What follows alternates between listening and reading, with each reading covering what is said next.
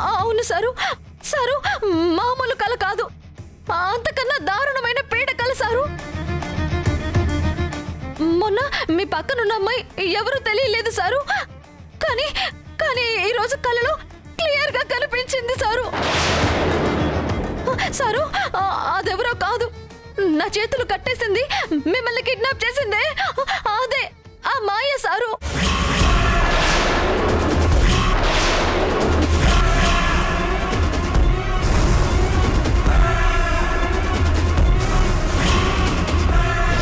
లైలా మజ్నూలో సలీం అనార్కలీలే అసూయపడేంతగా గొప్పగా ప్రేమించుకున్నాం మనం.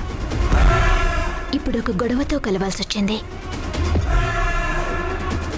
నువ్వు అప్పుడెప్పుడు వైజాగ్ వెళ్ళావు కదా, అక్కడ అమ్మాయి పరిచయం అయిందేమో. తర్వాత డాక్టర్ చెప్పినట్టు నీకు ప్రాబ్లం వచ్చి అక్కడ జరిగింది మాత్రమే మర్చిపోయావేమో. అదే కావచ్చేమో. ఏ మాయ వచ్చి మిమ్మల్ని మాయ చేసి నా నుంచి తీసుకెళ్లిపోతుందని సోదమ్మ చెప్పింది కదా సారు. అలాగే ఇప్పుడు మాయ మీ దగ్గరకు వచ్చింది, మిమ్మల్ని నా నుంచి దూరంగా తీసుకెళ్లిపోతుంది సారు. సారు నాకు నాకు భయం వేస్తుంది, ఏమవుతుందో ఏమో సారు. ఏం కాదు, ఏం కాదు. నన్ను చూడు, నన్ను చూడు, ఏం కాదు. నువ్వు సోదమ్మ చెప్పిన దానికి భయపడుతుంటే మరి ఆ సోదమ్మ ఇచ్చిన రుద్రాక్ష ఈ చేతికి కట్టుకున్నావు కదా, ఇదే కాపాడుతుంది. ఎక్కువ ఆలోచించకుండా ప్రశాంతంగా నిద్రపో. నేను పక్కనే ఉన్నాను కదా, పడుకో టైలర్, పడుకో, పడుకో, ఏం కాదు, పడుకో. పొద్దున మాయొచ్చి మనం ప్రేమించుకున్నామని చెప్పడం ఏంటి, ఇప్పుడు అదే కలగా ధరణికి రావడం ఏంటి? అంటే నిజంగా మాయ నాకు తెలుసా? నేనే మర్చిపోయానా? నో, అది మాత్రం జరగకూడదు. అలాంటిది ఏమైనా జరిగితే టైలర్ తట్టుకోలేదు.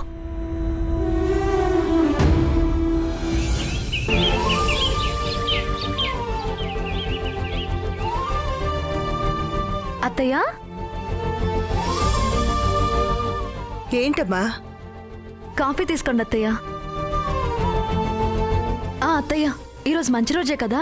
అవునమ్మా. ఏ బిజినెస్ సక్సెస్ అవ్వాలని అమ్మవారికి ముడుపు కట్టాను కదా, ఈరోజు పూజ చేసి ఆ ముడుపు తీసి గుళ్ళో అమ్మవారికి సమర్పిద్దాం అనుకుంటున్నాను అత్తయ్య. అలాగేనమ్మా. మొదలుపెట్టిన తక్కువ కాలంలోనే అనుకున్నది సాధించారు, ఎంతో ఎత్తుకెదిగారు. అన్నిటికీ మించి నా కొడుకుని అందరిలో తలెత్తుకునేలా చేశావు. ఇంతకు మించి కావాల్సిందేముందమ్మా? ఇక ముడుపు చెల్లించేయచ్చు. పూజకి అన్ని ఏర్పాట్లు చెయ్యి. అలాగే పూజకి అందరినీ ఇంట్లో ఉండమని చెప్పు. అలాగే అత్తయ్య.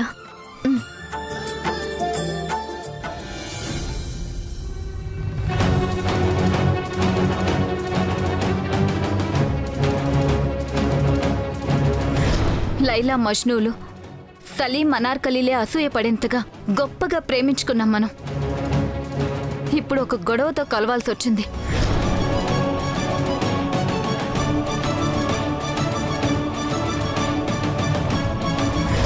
మన ప్రేమ మొదలైంది కూడా గొడవతోనే కదా.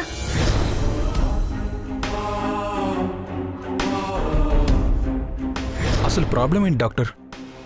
గతంలో జరిగిన కొంతకాలానికి సంబంధించిన సంఘటనలు మొత్తం జ్ఞాపకాల్లోంచి చెదిరిపోతాయి. అది ఒక రోజుకి సంబంధించింది కావచ్చు, ఒక నెలకి సంబంధించింది కావచ్చు, లేదా ఒక సంవత్సరానికి సంబంధించింది కావచ్చు. మొన్న మీ పక్కనున్న అమ్మాయి ఎవరూ తెలియలేదు సారు, అదెవరో కాదు, నా చేతులు కట్టేసింది, మిమ్మల్ని కిడ్నాప్ చేసిందే అదే ఆ మాయ సారు. Sir, sir, sir.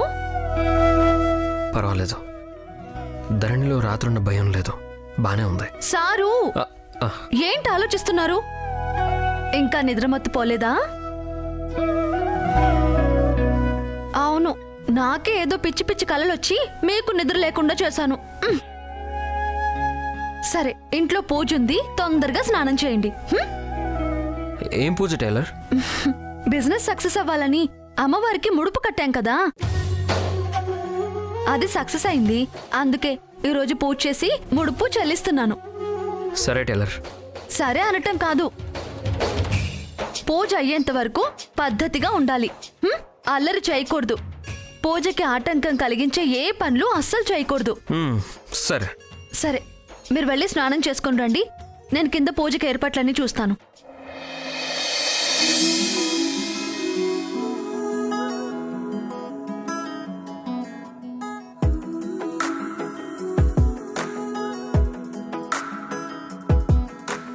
చిన్ని చిన్ని చినుకులు తడిపెను మనసే, చిన్ని చిన్ని గురుతులు గుండెలోన కురిసే, చిన్ని చిన్ని సంగతుల్ని పోగు చేసే వయసే, చిన్ని చిన్ని పరుగుల తీరమేదో తెలిసే, నా గుండెలో నీకోగది ఆకాశమే దచేనది, నా కళ్ళలో నీ ఊహల ప్రవాహమై అయ్యో సారు, ఏంటిది? పూజ అయ్యేంత వరకు పద్ధతిగా ఉండాలని చెప్పాను కదా. చిన్ని చిన్ని చినుకులు తడిపెను ఇంకా పూజ మొదలు కాలేదుగా టైలర్. చిన్ని చిన్ని సారు, వద్దు. మీరు స్నానం కూడా చేయలేదు. మీరు నన్ను ముట్టుకుంటే మళ్ళీ నేను స్నానం చేయాలి. వద్దు.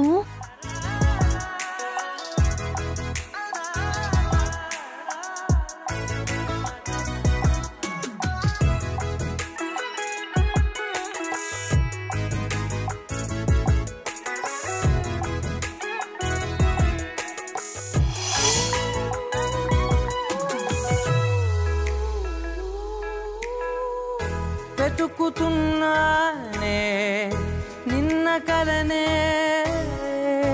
రేపటి ఊహకే వెళ్ళలేనే, ఈ చిన్ని జ్ఞాపకాల వర్షాలలో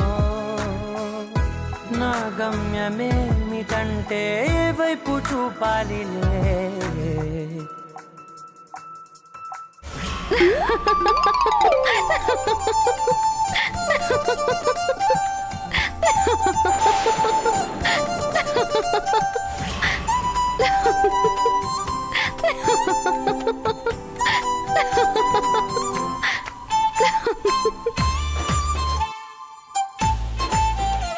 టైలర్. సారు,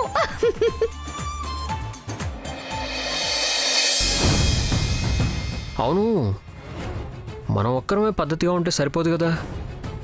ఇంట్లో అందరూ పద్ధతిగా ఉండాలి. అసలే ఏ చిన్న ఛాన్స్ దొరికినా చెడగొట్టే బ్యాచ్. ముందు వాళ్ళని పద్ధతిగా ఉండమని చెప్పాలి.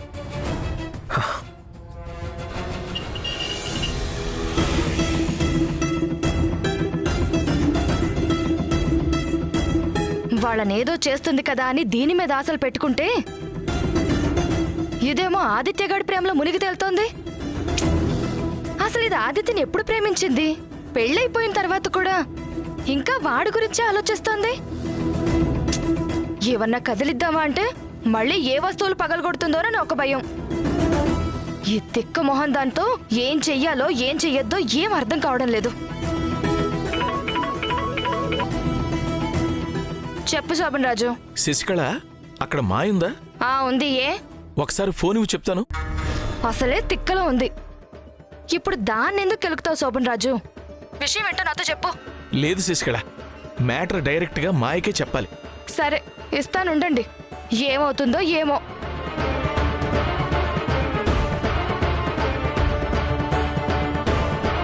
అమ్మా మాయా, శోభన్ రాజు ప్రియంవద నీతో ఏదో మాట్లాడతారట.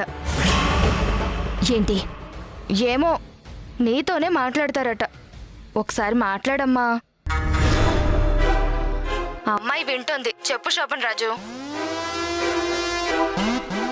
ఏం లేదమ్మా, నిన్న నువ్వు నా పెళ్ళాం గొంతు పట్టుకున్నావు కదా. అయితే ఇప్పుడు నేను ఈ పెళ్ళానికి సారీ చెప్పాలా? లేదమ్మా, మేమే నీకు సారీ చెప్పాలి. మేమే నిజమేంటో తెలుసుకోకుండా ఆదిత్యని ప్రేమించావనడానికి ఆధారాలున్నాయా అని అడిగి నిన్ను అవమానించి కోపం తెప్పించాం.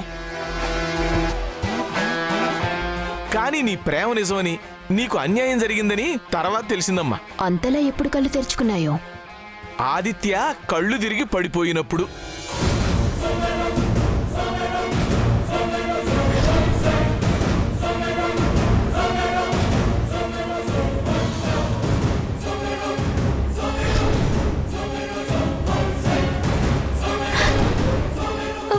సారు, ఎవరు ఎవరు మీరు? అసలు ప్రాబ్లం ఏంటి డాక్టర్? గతంలో జరిగిన కొంతకాలానికి సంబంధించిన సంఘటనలు మొత్తం జ్ఞాపకాల్లోంచి చెదిరిపోతాయి. అది అమ్మా జరిగింది. వాడు నిజంగానే గతం మర్చిపోయాడేమో. ఆ మర్చిపోయిన గతంలో నువ్వున్నావేమో. పైగా వాడికి అద్దంలో చూసుకోవడం, ఫోటోలు దిగడం ఇష్టం ఉండదు కదా. ఆ. అందుకే పాపం ఆధారాలున్నాయని అడిగినా నువ్వు చూపించలేకపోయావని అర్థమైంది. నువ్వు చెప్పింది నిజం, నీ ప్రేమ కూడా నిజమని అప్పుడు అర్థమైంది మాయ. అప్పుడే ఏమర్థమవుతుంది? నేనింత పవర్ఫుల్, నా ప్రేమ ఇంత పవర్ఫుల్ అనేది ముందు ముందు ఇంకా బాగా అర్థమవుతుంది. ఏంటో శోభన్ రాజు, నాని ధరణిని విడదీయాలని ఎన్ని ప్లాన్లేసినా వర్కౌట్ అవ్వలేదు. కానీ ఈ మాయ వల్లైనా అవుతుందా? అవుతుంది. అక్కడ మాయ చెప్పింది, ఇక్కడ డాక్టర్ చెప్పింది కలిపి చూస్తే అవుతుందనే అనిపిస్తుంది. మనం మాయకి ఈ మాత్రం కోఆపరేట్ చేస్తే చాలు. కోడిపిల్ల గద్దని తన్నుకుపోయినట్టు ఆదిత్యని మాయ తన్నుకుపోవటం ఖాయం.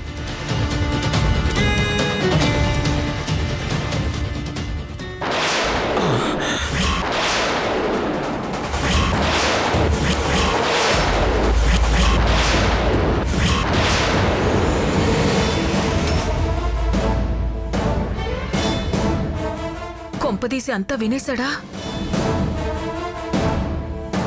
ఏంటా అని అలా చూస్తున్నావు? ఏం చేస్తున్నారు? ఏముంది చేయడానికి? మొగుడు పెళ్ళాలన్న తర్వాత ఏవో కష్ట సుఖాలుంటాయి కదా, మాట్లాడుకుంటున్నాం అంతే కదా. అవునవును, మీ సుఖం కోసం ఎవరిని కష్టపెట్టాలా అని మాట్లాడుకుంటున్నారు, అంతే కదా? ఫోన్లో ఎవరు? అయిపోయింది, మొత్తం వినేసినట్టున్నాడు. ఈ రోజు కూడా వీపు విమానం మోతే. అల్లుడు అది నేనేం వినలేదు, టెన్షన్తో చచ్చిపోకండి. ఏంటి ఏమీ వినలేదు అనగానే అంత రిలాక్స్ అయిపోయారు? అంటే వినకూడదేదో మాట్లాడారన్నమాట. ఏం లేదు అల్లుడు, మళ్ళీ నువ్వేదో ఊహించుకుని మీ అత్తని చితక్ కొడతావని భయపడి నువ్వేం లేదు అనగానే రిలాక్స్ అయింది అంతే. ఏంటల్లుడు నువ్వేదో చెప్పడానికి వచ్చినట్టున్నావు? ఈరోజు ఇంట్లో టైలర్ ముడుపు విడుపు పూజ చేస్తోంది. పూజకి ఎలాంటి ఆటంకం కలగకూడదు, అందరూ జాగ్రత్తగా ఉండాలి. అంటే ఒళ్ళు దగ్గర పెట్టుకొని ఉండాలి.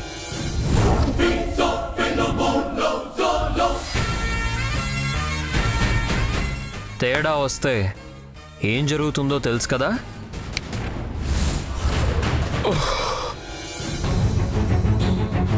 ఏంటి అలా వణిగిపోతున్నావు? ఏదన్నా తేడా వస్తే కొడతానన్నాడు, బుద్ధిగా ఉంటే ఏమీ అండవు. అది కాదు శోభన్ రాజు, అది హాయిగా ఇంట్లో పూజ చేస్తూ ఉంటే చూస్తూ ఎలా ఊరుకుంటాం? ఏదో ఒకటి చేసి చెడగొట్టాలి, లేకపోతే చేతులు ఊరుకోవు కదా. అయితే ఈ రోజు నీకు కోట ఖాయం, ఎవరు ఆపలేరు.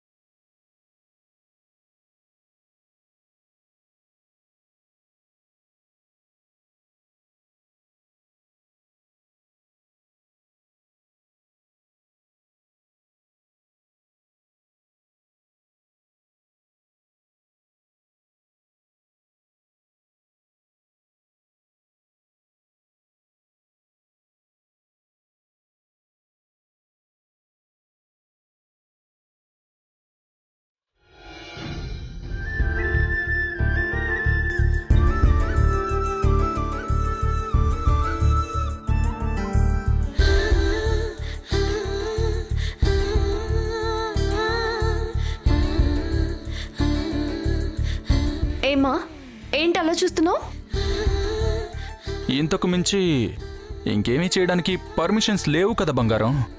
ప్రస్తుతానికి ఇలా సర్దుకుపోవడమే.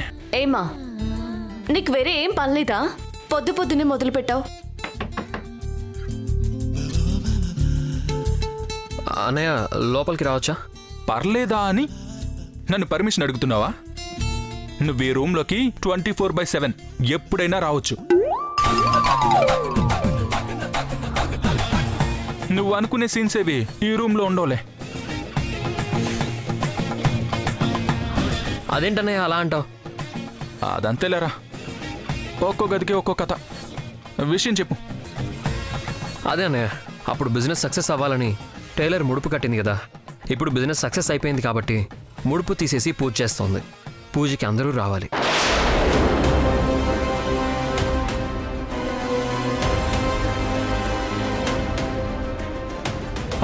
అదేంటి వదినా అప్పుడే రెడీ అయిపోయారు? కోర్టుకు వెళ్తున్నారా?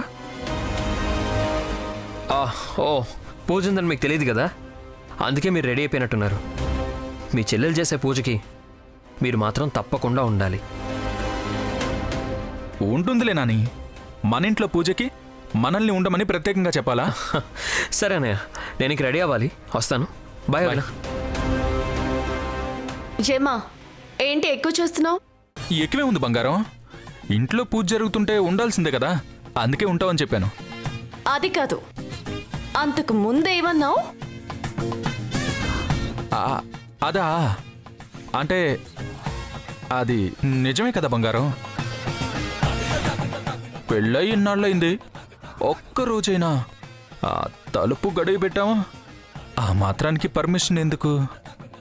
అందుకని ఊరంతా చాటింపు వేస్తావా?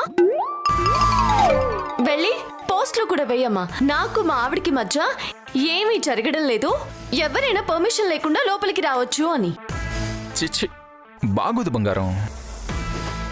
సిగ్గు లేకపోతే సరే. బంగారం బంగారం బంగారం. ఏంటమ్మా? ఇంకా ఎన్నాళ్ళి దూరం బంగారం? మైండ్లోంచి మలేషియా సింగపూర్లో తీసేయచ్చు కదా. ఎంచక్క ఇక్కడే ఇదే గదిలో మన శోభన ఎంత బాగుంటుంది. నువ్వు అను బంగారం, ముహూర్తం పెట్టించేస్తాను. ఎప్పుడూ ఎందుకమ్మా, ఈరోజు పెట్టించేసి.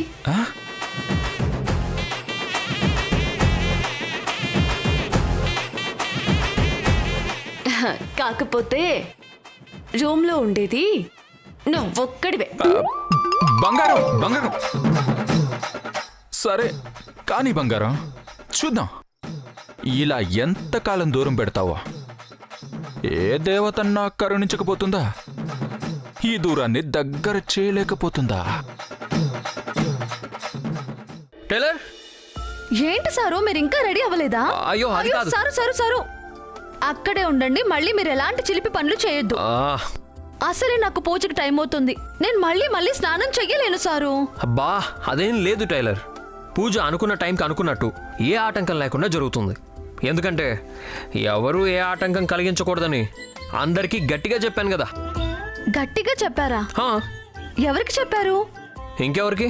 అన్నయ్యకి, వదినకి, అత్తయ్య, మావయ్యకి. మీ అత్తయ్య మావయ్యకి చెప్పారా? అవును, ఏ ఆటంకమైనా కలిగించేది వాళ్లే కదా. సరే, మీ అత్తయ్య మావయ్యకి చెప్పారంటే దొంగ చేతికి తాళాలు ఇచ్చినట్టే. ఏ ఆటంకం కలిగించకూడదు అని చెప్పినందుకైనా ఎలాంటి ఆటంకాలు కలిగించాలా అని ఇప్పటి నుంచి ఆలోచిస్తూ ఉంటారు. ఆలోచిస్తారు. ఏదన్నా తేడా వస్తే తాట తీను. అంతా చెడిపోయాక కొట్టి మాత్రం ఏం లాభం సారు? మీ అత్తకి తన్నులు తినటం అలవాటైపోయింది కదా.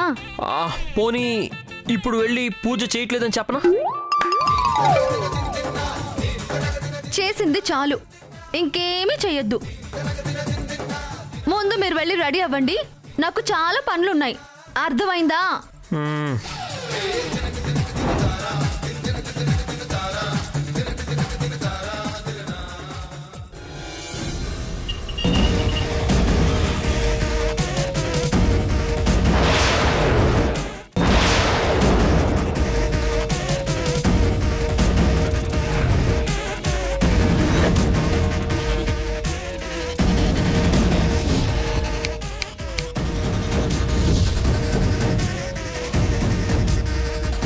పట్టంత మనుషులు ఇక్కడ అడ్డంగా నిలబడితే పట్టించుకోకుండా వెళ్ళిపోతున్నావేంటి? ఇట్రా.